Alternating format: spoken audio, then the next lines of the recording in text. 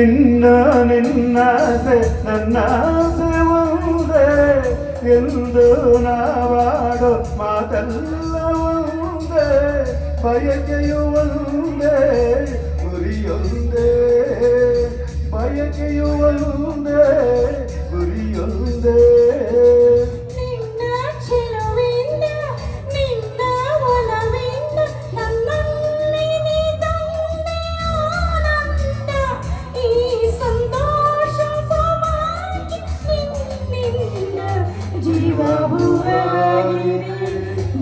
ಭಾವನೆಯಾಗಿದೆ ಬಾಳುವಾಗಿದೆ ನಿನ್ನ ಸೇರಿ ನಾನು ಜೀವ ಹೂವಾಗಿದೆ I love you I love you ಧನ್ಯವಾದಗಳು.